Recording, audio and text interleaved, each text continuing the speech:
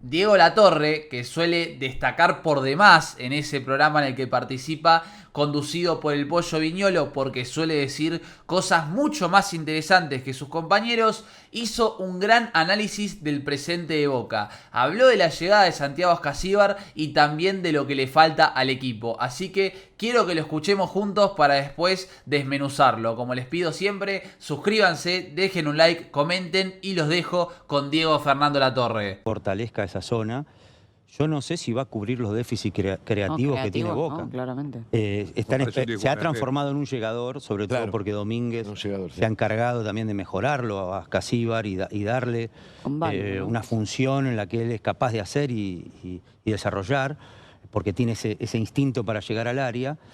No ha hecho tantos goles, pero sí ha mejorado en ese aspecto claramente, le ha dado a Estudiantes mucho, pero yo creo que Boca tiene otras prioridades. Boca tiene que contratar un 10, un delantero, o por afuera, o un 9 que conozca los secretos del área, el arte de hacer goles, porque eso es un arte de hacer goles, y no siempre se relaciona. Nosotros tenemos el estereotipo del 9 como Palermo, pero el tipo que se mueve en el área, el que sabe anticipar, el que tiene intuición para el gol, no solo es ese tipo que cabecea bien, sino el tipo que sabe jugar en el área. ¿Cuántos goleadores vimos que saben jugar en el área y que no responden a ese tipo de cabecear? Y que se relacione un poco con el juego también, para no quedar muy aislado. O sea, para mí esa era la primera necesidad. Claro. Ahora nadie duda que Ascasíbar es un muy buen jugador y va a fortalecer a Boca y quizá lo pueda liberar un poquito más a Paredes también, porque Paredes está en una zona muy confortable de la cancha. Paredes hace esos pases que va a hacer hoy y creo que va a ser dentro de 20 años, pero se tiene que comprometer un poquito más para llegar. No solo depende de la dinámica del juego también, porque Boca tiene un conflicto enorme cuando hay un equipo que lo espera. Enorme. Si no se le prende la lamparita al Changuito Ceballos, parece que no hay jugada de gol. Le doblan la marca, los rivales no son tontos. ¿Cómo juega? Bueno, no, sí, pero ¿cómo juega? ¿Cómo resuelve? El otro día, por ejemplo, vi que en el primer tiempo le tiran una pelota Paredes, no sé a quién, de espalda, dentro del área. Un jugador de Boca, esto no es matemática, no siempre va a suceder. No, Belmonte en esa posición. Claro, un jugador de Boca que se presente en 3/4 de cancha, tiene que inventar jugadas, no solamente finalizar jugadas. Está bien. ¿Entendés? Hacer algo original, sacarse un tipo de encima, ponerla contra un palo, gambetear, con un control hacia afuera, manejar los dos perfiles. Bueno, agarré las frases más interesantes del exfutbolista de Boca y Racing. Primero dice: no sé si Santiago Ascasíbar va a cubrir el déficit creativo que tiene Boca. Es muy interesante la mirada de Latorre, porque yo la verdad que no entiendo mucho a aquellos que creen que la llegada de Ascasíbar no es necesaria, porque para mí es el complemento ideal de Paredes. Va a ser totalmente complementario y no se van a superponer. Ocupa un lugar de la cancha en el que Boca tenía un déficit hace mucho tiempo. Y yo realmente siento que por ahí Ascasíbar no te soluciona los déficits que tenés en el juego, pero sí era necesario para Boca. Boca va a armar la mitad de la cancha con Paredes, Ascasíbar, y el ideal en el otro lugar es Ander Herrera. Y yo creo que ahí es donde más hay que apuntar, porque después Latorre dice Boca necesita un 10. Y ahí podemos estar de acuerdo, necesita un 10 porque sabemos que no va a contar generalmente con Ander Herrera. O quizás sí, ojalá que sí, pero no va a jugar todos los partidos. Por ejemplo, jugó en el debut 80 minutos contra Riestra y ahora con Estudiantes no va a jugar, va a ir al banco de suplentes. Entonces vos no podés depender de un futbolista, que esto lo decía en el video que hice comparando el caso de Ander Herrera con Juanfer Quintero, que no puede jugar los 90 minutos. Lo ideal sería que Boca tenga un titular que pueda jugar siempre ahí, como es el caso de Paredes en el número 5, y que Ander sea una alternativa para los segundos tiempos, para partidos específicos, porque vuelvo, hoy es todo hermoso porque Ander Herrera está jugando seguido, le está yendo bien, pero un día se te lesiona, porque sabemos que es mucho más propenso que otros jugadores, porque cualquiera se puede lesionar, y ya tenés que empezar a inventar, porque si no juega Ander Herrera, ¿quién juega en ese lugar? Hoy no lo vemos a Alarcón, no lo veo a Belmonte tampoco cumpliendo una función similar, así que a lo que apunta Latorre coincido con que no va a solucionar el déficit de juego de Boca, pero sí que va a ser totalmente complementario y en todo caso habrá que ir justamente, como dijo él, a buscar un 10, porque también lo conecto con otras frases que fue diciendo.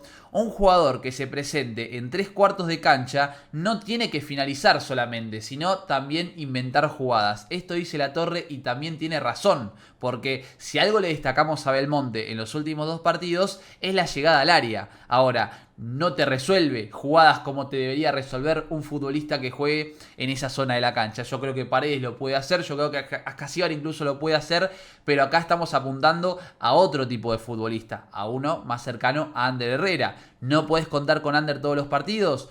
Hoy Boca, o en su momento Boca, apuntó a ese futbolista. Hoy quizás no lo tiene porque su rendimiento a lo largo de 12 meses no fue el esperado. Y estoy hablando, por ejemplo, de Carlos Palacios y Alan Velasco.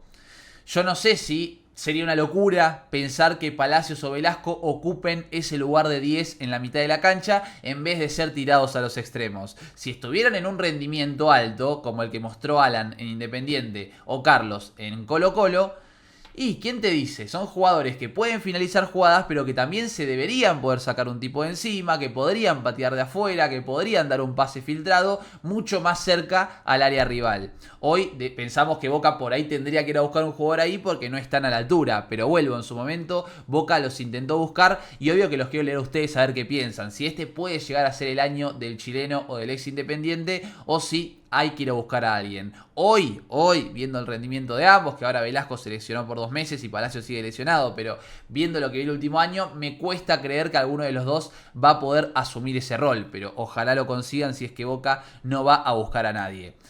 Por otro lado dice, evolucionó Ascasíbar, y ahí también tiene razón y refuerza lo que pienso de que no se va a superponer con Paredes. Ascasíbar ya no es ese 5 que era al principio de su carrera, y es un jugador mucho más completo, tiene llegada al área, tiene intensidad, tiene dinámica, liderazgo, personalidad. Todos estos factores los destacamos en el video que hice ayer elogiando la contratación del rusito desde Estudiantes. Además del 10 que dice Latorre que le falta a Boca, dice que le falta un 9 y un extremo. Pero cuando habla del 9, no habla de un 9 como Pablo Vegetti, que en algún momento sonó y fue una posibilidad. Habla de un 9 que se relacione con el juego y que además de meter goles, participe en lo colectivo. Y sí, a mí me encantaría un 9 así para Boca. Ahora, es muy difícil de conseguir.